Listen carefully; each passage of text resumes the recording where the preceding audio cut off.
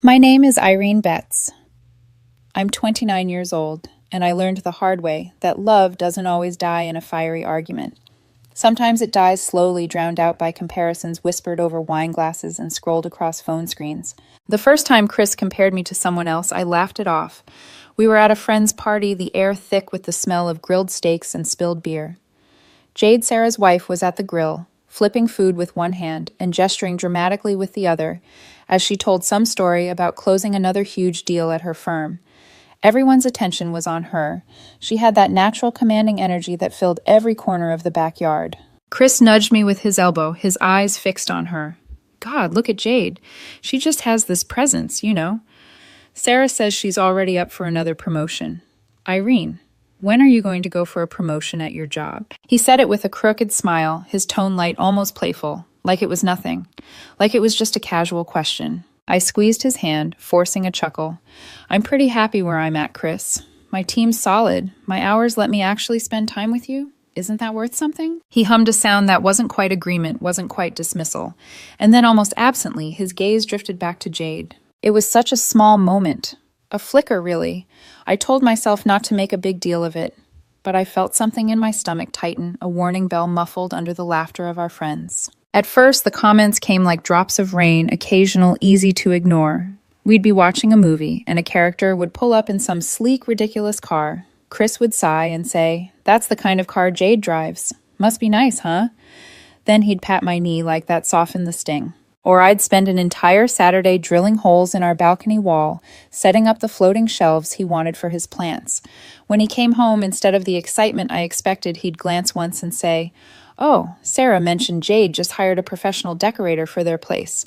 Money's no object for them. It's probably going to be in a magazine." Every time my efforts felt smaller, cheaper, like my love was constantly being measured against Jade's salary slip and found wanting. But I loved Chris. I told myself he didn't mean it the way it sounded, that it was just idle chatter, harmless observations. I wanted to believe that. What I didn't realize was that comparisons, when repeated, start to rot even the strongest foundation. Still, I tried. Our anniversary was coming up, and I wanted to remind him why we worked, why we mattered. I didn't plan a trip to Bali. I didn't buy him designer clothes or a Rolex. Instead, I booked a table at Il Tramonto, the cozy Italian restaurant where we'd had our very first date. The walls were terracotta, the candles melted into old wine bottles, and Giovanni, the owner, always greeted us by name. I ordered his favorite wine, the overpriced Cabernet, from our Napa trip, the one I'd saved months for. As I sat waiting, heart pounding, I told myself this night could reset us, remind us of the love that wasn't about status or money. Then Chris walked in. For a moment, I couldn't breathe. He looked stunning, sharp suit, new haircut, a faint whiff of cologne I didn't recognize. He smiled, but it was tight, like the evening was already something to endure. "You look amazing," I said softly, pouring the wine. "Thanks," he replied, scanning the room. "This place is cozy as ever." That word, cozy. It landed like a stone in my chest. It sounded small, ordinary, not enough. We talked, but it was stilted. His eyes wandered to his phone more than to me, and then his entire face lit up brighter than it had all night. Not for me, not for us. "Oh my God," he said, turning the screen toward me. An Instagram post. Sarah had uploaded a photo of a diamond bracelet captioned, "Just because. Jade spoils me rotten." Chris's eyes softened with longing as he whispered, "Look at that. Can you believe it? Sarah told me Jade just surprised her with it. No reason at all. Just because." I forced a smile, though my throat felt tight. "That's a lot of diamonds." "It's not about the diamonds, Irene." His voice sharpened, setting the phone down. "It's about the gesture. It's about wanting to give your partner the world. It's effort." The words hit me harder than I expected. Because wasn't this night effort, booking our first date table, choosing his favorite wine? Wasn't I trying desperately to show him he was my world? But he didn't see it. He didn't want this. He wanted someone else's version of love. And in that moment, I felt it, the ghost of another woman sitting between us, invisible but suffocating. That night was supposed to save us. Instead, it planted the seed of the question I'd soon hear blunt and cold. Why can't you be more like her? But back then, I still held on. I still believed love could outlast comparison. I was wrong. It didn't stop at the anniversary dinner. If anything, that night unlocked something in Chris, like he realized it was safe to say the quiet part out loud. The comparisons kept coming, but they weren't casual anymore. They carried a weight, a sharpness, as if each word was a knife carefully sliding between my ribs. We'd be sitting on the couch, half watching some glossy drama on Netflix when he'd sigh. See that house? That's the kind of place Jade would buy Sarah one day. Big windows, rooftop garden. Can you imagine? I'd smile weakly, staring at the TV, but not really seeing it. Our apartment was modest, yes, but it was ours. I'd painted the walls myself. I'd hung the curtains he picked out. Every corner held a memory. Yet to him, all of it had shrunk into not enough. I noticed other shifts too. When I cooked his favorite pasta, the one his mother taught me, he'd thank me distractedly, then mention how Sarah had posted photos of Jade's 5-course wine-paired dinner at some Michelin-starred place. When I spent hours repotting his plants, my fingers stained with soil, he'd say, "It's nice, but Jade just bought Sarah a whole greenhouse unit. Isn't that amazing?" Even when I poured myself into small acts of love, Chris's words drained the color out of them, leaving only gray. And every time he thought he was just making conversation. One Saturday, I came home balancing 3 heavy grocery bags, sweat running down my back. Chris was lounging on the couch, scrolling on his phone. He glanced up, then back down. "Maya just bought Sarah this designer watch. Like, just because. Did you see it on her story?" Something inside me snapped. My voice was sharper than I intended. "Do you even realize how often you bring her up?" Chris blinked as if I had spoken in another language. "What, I'm just telling you things. Why are you being so sensitive?" "Because it's constant." My voice cracked. "Do you hear yourself? Every time I do something, you hold it up against Jade or Maya, and somehow I always lose." For a second, I thought he'd soften, that he'd see me the woman who had carried those bags up 3 flights of stairs, who made his life easier in 100 unseen ways. Instead, he sighed, rubbing his temple. "Irene, it's not a competition. I want us to have more, to be more." But wasn't that exactly what he'd turned it into, a race against shadows? A finish line that kept moving further away. At night, I lay awake beside him, listening to the rise and fall of his breathing. My chest felt heavy, my mind replaying every just because gift Jade gave Sarah, every glamorous trip Maya flaunted. I started to wonder if Chris even saw me anymore, or if he only saw the reflection of everyone else's lives projected like a movie onto our bedroom ceiling. The tension between us became a low, constant hum. Some days it was a faint static in the background. Other days it roared so loud I could barely breathe. And yet I still loved him. Or maybe I loved the memory of who he used to be, the boy who once biked across town in the rain, just to bring me soup when I was sick, the man who held my hand in the dark when my father passed away. But that man felt further away with each comparison. I told myself it was a phase, that he was just restless, that if I held on tightly enough, if I poured enough love into the cracks, maybe the ground beneath us would stop shifting. What I didn't realize then was that the ground wasn't shifting, it was eroding, and the collapse was coming. Our anniversary was supposed to be a reset button. I told myself that if I planned something thoughtful, something that reminded Chris of us, of the quiet magic we once had, then maybe the comparisons would stop. Maybe he'd look at me and see the woman he'd fallen in love with, not the shadow of someone else's partner. So I booked us a table at Il Tramonto, the place where we'd had our first date. The walls glowed with terracotta warmth, the candles dripping wax onto darkened wine bottles. Giovanni, the owner, greeted me by name and winked, slipping me the wine list. He knew I was after the Cabernet Chris had fallen in love with in Napa, a bottle I'd saved for months to afford. I sat at our table, heart-pounding fingers tracing the rim of the glass. This had to work. It had to. Then Chris walked in. My breath caught. He looked striking in a sleek new suit, hair perfectly styled, the faint scent of expensive cologne following him. But the expression on his face wasn't excitement. It was restraint, like he'd walked into a meeting he didn't want to attend. "You look amazing," I said, smiling as I poured his wine. "Thanks." He gave a quick glance around the restaurant. "This place is cozy as ever." Cozy. That word again. Small. Insignificant. I swallowed hard and tried to ignore how it landed like a stone in my chest. We made it through appetizers on shaky conversation. He scrolled his phone more than he looked at me. I forced myself to breathe, to stay calm, to wait for the moment when the night might shift. But then his face lit up brighter than it had all evening. "Oh my God," he murmured, turning the screen toward me. An Instagram post. A glittering photo of a diamond necklace laid on velvet. Sarah had captioned it, "Just because nights are the best nights. Jade the Great. Spoiled rotten. Chris's eyes shone as if he'd just seen a miracle. Look at that. Can you believe it? Jade just gave that to Sarah for no reason, just because. My chest tightened. I forced a smile. That's a lot of diamonds. It's not about the diamonds, Irene. His voice sharpened, setting the phone down like a gavel. It's the gesture. It's about effort. Wanting to give your partner the world. Effort. The word rang in my ears like a cruel joke. I wanted to scream that this night, this table, this wine I'd sacrificed months of saving for was effort. That my entire love for him was carved out in small, everyday acts he no longer even noticed. But my throat locked. I couldn't get the words out. Our main courses arrived.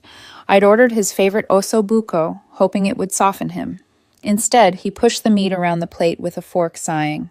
It's fine, he muttered. But Sarah said Jade took her to that new Michelin star place downtown. 6-month wait list. Probably cost more than this whole night. Something inside me cracked. I set my fork down. My voice was quiet, trembling. What is it you want from me, Chris? He finally looked up, and his eyes weren't wistful anymore. They were flat, cold. I want what Sarah has. His tone was blunt, merciless. I want a partner who doesn't just play it safe, who doesn't think this. He gestured at the candlelit restaurant, the terracotta walls, the very history of our love is enough. The words slammed into me like stones. Then came the dagger. Why can't you be more like her? For a moment, I couldn't breathe. The restaurant faded, the candlelight blurred.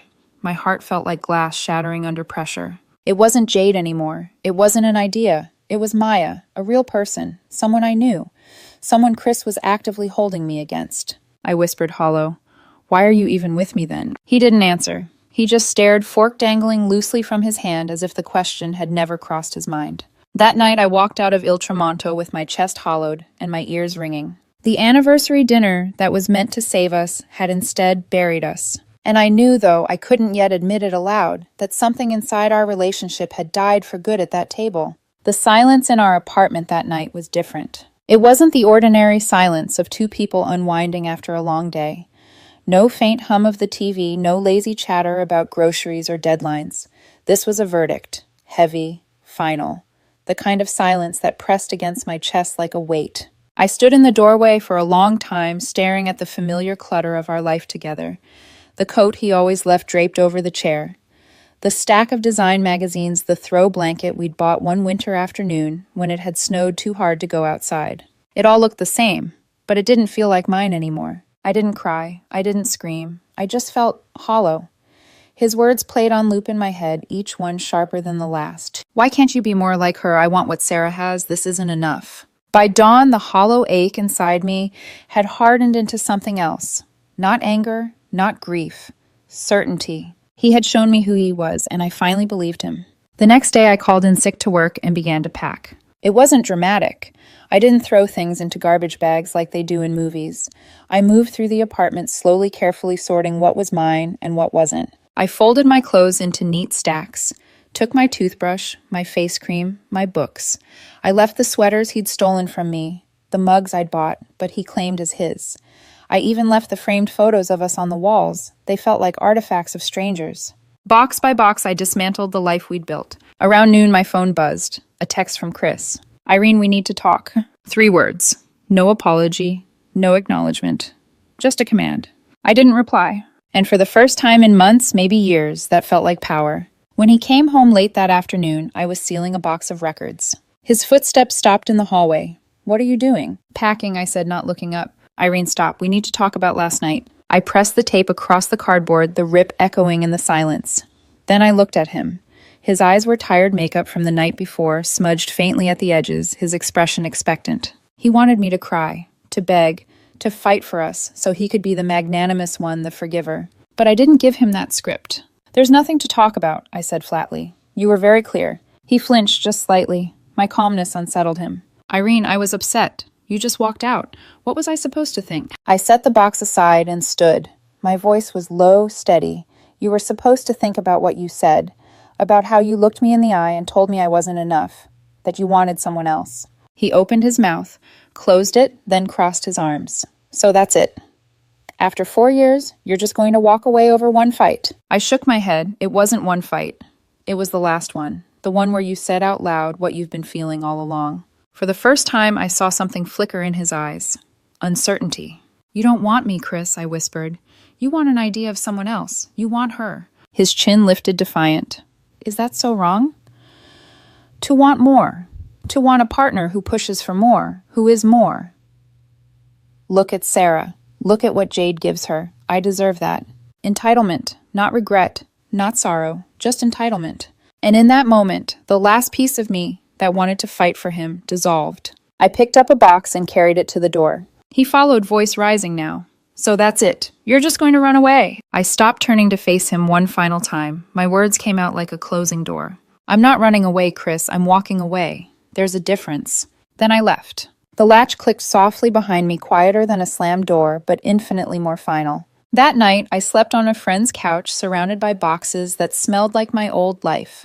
For the first time in years, I fell asleep not with tears, but with silence. A silence that belonged to me. The first week after leaving, Chris passed in a blur of cardboard and cheap takeout containers. I crashed on my friend Nia's couch, my boxes stacked like silent witnesses in the corner. Every night as I lay staring at her ceiling, I expected the pain to consume me, the sobbing breakdowns, the desperate urge to call him back. But it didn't come. What I felt was quiet or stranger. A dull ache, yes, but beneath it a slow burning clarity. Without Chris's constant comparisons humming in the background, I could finally hear my own thoughts again. And for the first time in months, they weren't laced with shame. By the second week, I'd found a short-term lease, a tiny one-bedroom with peeling paint, and a fridge that rattled like an old train. It wasn't glamorous. It wasn't Instagram-worthy. But when I slid the key into the lock for the first time, I realized something shocking. It was mine. I unpacked slowly, filling the shelves with my books, tucking blankets into corners, setting up my plants on the windowsill. Each small choice felt like reclaiming something Chris had drained out of me. The silence here wasn't heavy. It wasn't suffocating. It was freedom. I threw myself into routines that had nothing to do with impressing anyone. I joined a gym not to sculpt myself into someone else's fantasy, but to feel my own body grow stronger. Each drop of sweat on the treadmill felt like proof I was still here, still mine. I started walking home from work instead of taking the bus earbuds in, letting music fill the spaces Chris's criticisms had once occupied. Even at work, I felt a shift. Without his voice in my head reducing everything I did to not enough, I realized I actually liked my job. My projects mattered. My team respected me. I had always been competent. I just hadn't been allowed to believe it. Meanwhile, word about Chris traveled faster than I expected. Mutual friends reached out cautiously, testing the waters. One night I got a text from Nia. Saw Chris with someone new. Finance guy. Flashy, total show-off. Another text a week later. Maya says his name's Derek. Expensive suits, loud laugh. The kind of guy who orders the most expensive bottle just to prove he can. I stared at the screen, a hollow laugh slipping out. Of course, Chris hadn't changed. He'd just swapped me out for a shinier version of the life he thought he deserved. But deep down, I already knew how this story would play out. Because men like Derek weren't Jade. They weren't generous. They weren't truly successful. They were loud, brittle, and quick to show their teeth. Chris had left comfort for chaos, and chaos was about to teach him a lesson. One evening after a late workout, I found myself scrolling through old photos. There we were on the balcony laughing as we painted flower pots. There we were at the beach, sunburned and giddy. I expected to feel grief, but instead I felt distance, like I was looking at actors playing us in a movie I'd once loved but no longer recognized. And somewhere in the middle of those photos, a realization bloomed. I wasn't mourning him. I was mourning the woman I'd been with him, the one who thought love meant endlessly proving she was enough. But that woman was gone now, and I wasn't going to resurrect her. Nia noticed the change before I did. "You're lighter," she said one Saturday morning as we drank coffee on her balcony. "Like you've been carrying bricks for years," and finally put them down. I smiled, wrapping my hands around the mug. Maybe I finally realized they weren't my bricks to carry. She grinned. "That's my girl." For the first time in a long time, I believed her. Of course, Chris wasn't done with me yet. People like him never are. But before he came crawling back, karma was already circling. And I would hear about it in brutal, delicious detail. It started with whispers. A text from Nia lit up my phone one Thursday night. "You didn't hear this from me, but I saw Chris and Derek at the Oak Room. It was brutal." I stared at the screen, heart thudding with a mix of dread and something darker anticipation. Her second message came fast. "Derek spent the whole night bragging about his investments, but his jokes were cutting. He mocked Chris's drink order, talked over him, even made a comment about his shirt being off the rack. I swear Chris's face just crumpled. He looked so small. I read the words 3 times, my chest tightening with something sharp and ironic. This was the life Chris thought he wanted. This was the more he'd traded me for. Not comfort, not kindness, but cruelty wrapped in expensive fabric. Over the next few weeks, updates trickled in like dispatches from a battlefield I no longer had to fight on. Another friend messaged me after a group dinner. Derek snapped at him in front of everyone. Said Chris was lucky to have been tolerated this long. People were stunned. He just laughed like humiliating him was a party trick. I pictured Chris sitting there, his smile faltering, his confidence evaporating under the weight of Derek's contempt. And instead of pity, I felt a cold, steady satisfaction. He had measured me against others until I was nothing. Now, he was the one being measured and found wanting. The final blow came faster than even I expected. One morning, as I sipped coffee in my quiet apartment, Nia sent a string of texts that made me set the mug down. My hands trembling slightly. Update: Derek dumped him. Told Chris he was high maintenance and not worth the effort. I laughed out loud, sharp, breathless. The irony was almost too perfect. He had left me because I wasn't enough. He had begged for more, and now the man he thought was more had discarded him like a cheap trinket. High maintenance, not worth the effort. The very words Chris had thrown at me in softer, subtler ways. Words that had hollowed me out. Now they were his. That same night, my phone buzzed at 1:17 a.m. Irene, I think I made a huge mistake. Can we talk? I stared at the screen, the glow casting shadows on my wall. For months, I had imagined this text. I thought I would feel triumphant or vindicated, or at the very least curious. But I felt nothing. Not anger, not longing, just emptiness. I deleted it. Days later, a voicemail arrived. His voice was thick with tears, shaky and dramatic. Irene, please. He was awful. You were right about everything. I'm so sorry. I just need to hear your voice. Please call me back. I listened once, then erased it. Because I knew what he was really sorry for, not the way he'd treated me, but the fact that his gamble had failed. Then came Sarah, the original messenger of comparison. She called one evening, her tone urgent. Irene, look, Chris is really hurting. You need to be the bigger person here. He's learned his lesson. Just talk to him. I let her words hang in the silence. Then I said quietly, his lessons are no longer my concern. And I hung up before she could sputter a reply. The last attempt wasn't a text or a voicemail or a phone call. It was an ambush. I came home from work one evening to find him waiting by the front steps of my building.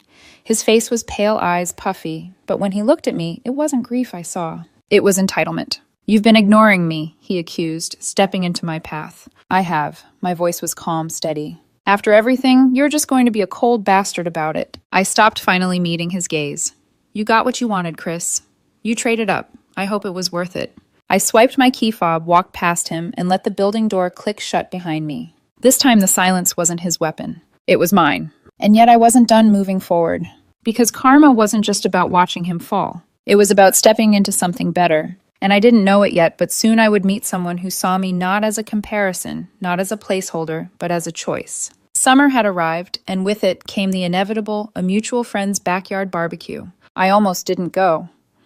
The thought of running into Chris, seeing his face, his desperation made my stomach twist. But Nia nudged me gently.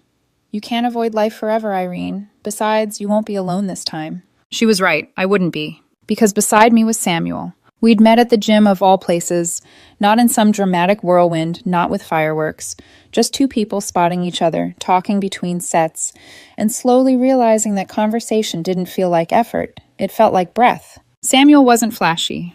He didn't own a Rolex or brag about promotions. What he had was steadiness, a quiet humor, the ability to listen without looking past me to something shinier. And as we walked into that backyard, his hand brushing mine, I felt something I hadn't in years. Safe. The party was alive, with chatter kids running between the tables, the grill sending smoke into the warm air. I was laughing at something Samuel said when I noticed the shift in the crowd, the way eyes flicked toward the corner. Chris was there, alone. He looked thinner, somehow, sharper around the edges, a glass clutched too tightly in his hand. His eyes found me across the lawn, and for a second I saw the calculation in them, the same measuring look he used to cast when comparing me to others. But now he was the one comparing. I saw it in the way his gaze darted to Samuel's hand on my arm, then back to my face. And the bitterness hardened in him like cement. He marched over, just as Samuel excused himself to grab us drinks. So this is why you've been ignoring me. His voice was low, venomous. You moved on that fast. I didn't flinch. Hello, Chris. He sneered. Who is he? Another safe choice. Another average guy who doesn't expect anything from you. I glanced toward Samuel at the drinks table, laughing easily with a stranger. His smile was genuine, unforced. The sight steadied me. No, I said softly. He's someone who doesn't ask me to be anyone else. Chris's face twisted, anger seeping through. You think you're happy? Please. This is just you settling because you couldn't handle a real challenge. A real partner. For a brief moment, I pitied him, because even now he still didn't understand. Samuel returned, then setting 2 drinks on the table and sliding effortlessly beside me. He didn't glare, didn't puff his chest. He just stood there calm and present, his hand brushing mine in quiet solidarity. The contrast was blinding. I turned to Chris, my voice steady final. I'm not settling, Chris. For the first time in years, I'm seen. That's all I ever wanted. His mouth opened as if to argue, but I didn't give him the chance. I slipped my arm around Samuel's and nodded toward the other side of the yard. Excuse us. We walked away together, laughter from the grill filling the air. I didn't look back. Because I didn't need to. The silence that followed us wasn't empty this time. It was full of the life I had built, the love I had found, and the freedom I had fought for. Chris had measured me against others until I broke. But now